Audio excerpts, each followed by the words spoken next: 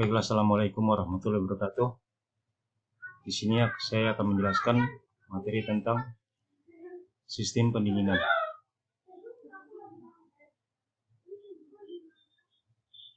Tujuan pembelajarannya yaitu pertama, Anda menjelaskan tujuan dan fungsi sistem pendinginan dan operasi sistem pendingin. Kemudian menjelaskan tujuan dari komponen-komponen sistem pendinginan seperti termostat, radiator, tutup tekanan, dan pompa air.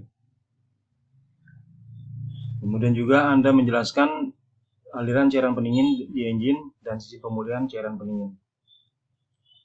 Menjelaskan tujuan kipas pendingin dan inti pemanas atau core.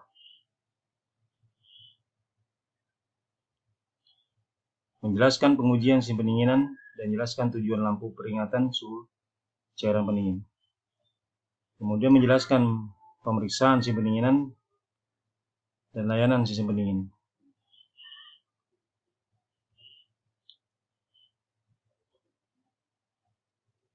Pada mesin atau engine, bahan bakar dibakar di dalam untuk merubah dari energi panas ke dalam tenaga gerak. Tetapi energi panas yang dihasilkan tidak semuanya dirubah menjadi tenaga. Hanya kira-kira 25% saja energi yang dimanfaatkan secara efektif. Kira-kira sebesar 45% lainnya hilang saat gas buang atau gesekan, dan 30% diserap oleh engine itu sendiri. Panas yang diserap oleh engine itu harus dibuang ke udara dengan segera, sebab bila tidak, engine akan menjadi terlalu panas, atau dengan kata lain terjadi overheating, dan dapat mempercepat kausan. Maka sistem pendinginan dilengkapi di dalam engine untuk pendinginan dan mencegah panas yang berlebihan atau overheating. Umumnya, engine didinginkan oleh sistem pendingin udara dan sistem pendingin air. Engine kendaraan banyak menggunakan sistem pendinginan dengan air. Kemudian operasi sistem pendinginan yang memuaskan tergantung pada desain dan kondisi operasi sistem. Nah, desain didasarkan pada keluaran panas dari engine, ukuran radiator, jenis pendingin, ukuran pompa air, jenis kipas, termostat, dan tekanan sistem.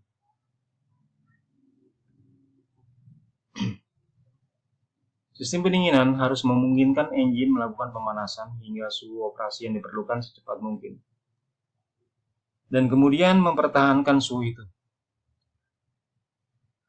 Oke, kita lihat gambar di sini. Ya, seperti minggu kemarin saya sudah jelaskan prinsip kerja motor 4 tak.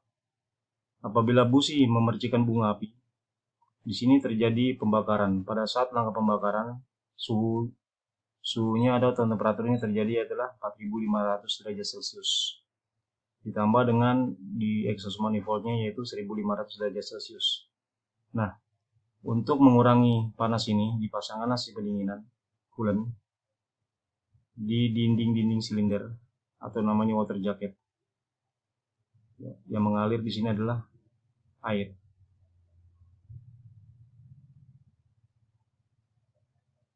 Nah, pada gambar ini lihat pendinginan bersirkulasi melalui water jacket atau jaket air mantel pendingin, di mana pendinginan mengalir melalui engine, di mana ia mengambil panas. Ya. Kemudian mengalir ke radiator, di mana panas diberikan ke udara luar. Pendinginan secara terus-menerus bersirkulasi ulang melalui sistem pendingin. Ya, bersirkulasi ulang.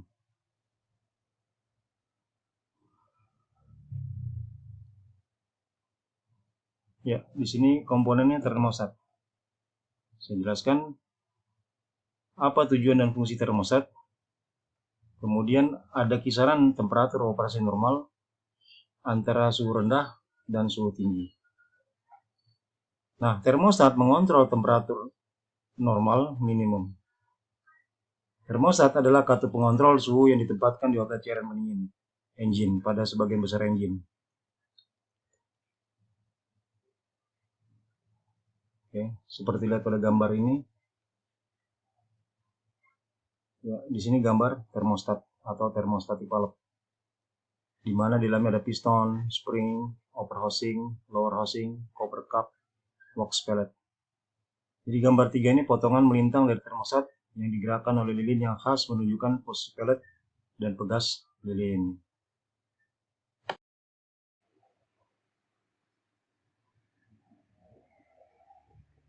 Oke, selanjutnya kita lihat komponen radiator komponen si pendingin selanjutnya yaitu radiator. Ya, di sini seperti nampak pada gambar radiator ini ada sirip-sirip, kemudian ada cooling fin dan tubes atau tabung. Nah,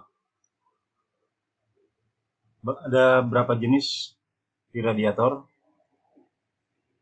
Pada radiator ada 2 jenis inti radiator yang digunakan sebagian besar kendaraan. Pertama yaitu inti sirip luar, kemudian inti sirip piring.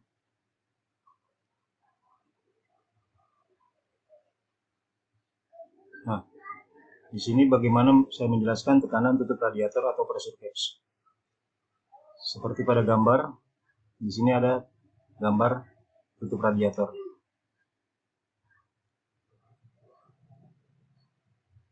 Bagaimana operasi cara kerjanya, apa fungsinya, kemudian tutup radiator tutup metrik.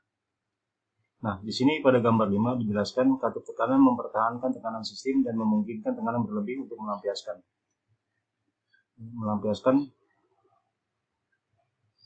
udara yang keluar. Katup vakum memungkinkan cairan pendingin untuk kembali ke sistem dari tangki pemulihan. Ya, biasanya di tutup radiator di atasnya ada tekanan yang diizinkan biasanya terdapat 0,3 bar. Nah, sekarang bagaimana cooling recovery system atau si pemulihan pendingin? Bagaimana tujuan dan fungsi? Kemudian tekanan berlebih biasanya memaksa beberapa cairan pendingin dari sistem melalui overflow. Kemudian sebagian besar sistem pendingin menghubungkan overflow ke reservoir. Plastik untuk menahan cairan pendingin berlebih saat sistem panas. Oke. Kemudian ke source tank.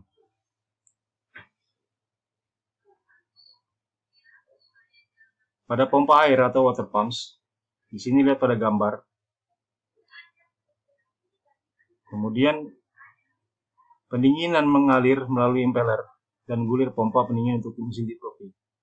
Pompa air juga disebut dengan pompa pendingin, digerakkan oleh salah satu dari 2 metode. Ada metode sabuk atau timing belt, kemudian tipe camshaft dengan timing chain. Kemudian perawatan pompa air. Pada gambar 8 kita lihat, nah di sini gambar sirkulasi air pendingin, sisi pendinginan. Di mana ada termostat, kemudian ada, nah ini selang radiator bagian atas, kemudian selang radiator bagian bawah, terkenal dengan upper radiator hose, selang radiator atas, kemudian lower radiator hose, selang bawah, kemudian radiator pressure cap, tekanan dari tutup radiator. Kemudian ada coolant, pompa air atau water pump, kemudian block cylinder dan cylinder head. Nah, di sini ada 3 warna. Warna merah ini merupakan temperatur tinggi. Airnya panas. Setelah terjadi pembakaran di block cylinder, keluar ke radiator. Kemudian temperatur mulai turun, mulai rendah, mengalir lagi ke water pump, terus bersirkulasi. Nah, untuk lebih jelasnya, berikut cara kerjanya.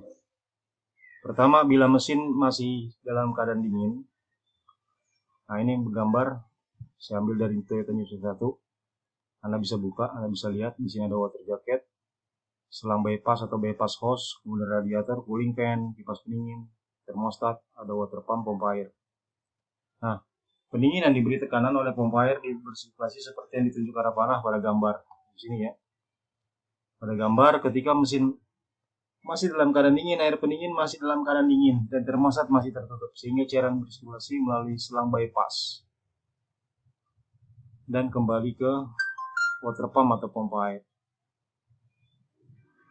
Kemudian apabila mesin sudah dalam keadaan panas, ya, kalau dalam keadaan panas seperti gambar dilihat, maka Jadi setelah mesin menjadi panas, termostat terbuka dan selang bypass tertutup.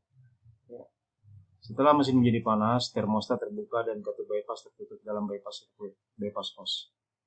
Nah, cairan pendingin atau air setelah menjadi panas di dalam water jacket tadi ini menyerap panas dari mesin kemudian disalurkan ke radiator. Oke, disalurkan ke radiator.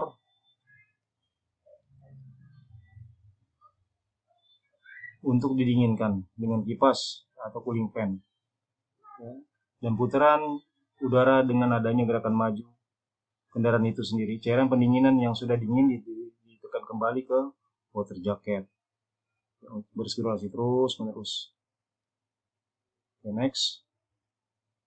Nah, di sini gambar ada rakitan kipas pendingin atau cooling fan. Okay, cooling fan dari radiator. Rakitan kipas pendingin listrik khas yang menunjukkan si radiator dan komponen terkait. Okay, next.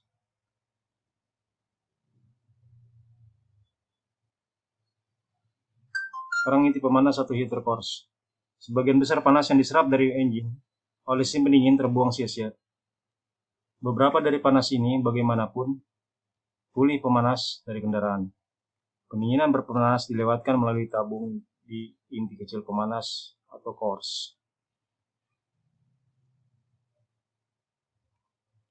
Udara melewati sirip pemanas dan kemudian dikirim ke kompartemen penumpang. Di beberapa kendaraan, pemanas dan pendingin udara bekerja secara seri untuk menjaga suhu kompartemen kendaraan. Nah, ini gambar kita lihat gambar kipas pendingin dengan pegas termostatik yang digerakkan oleh engine. Ya, ini ada thermostatic springs.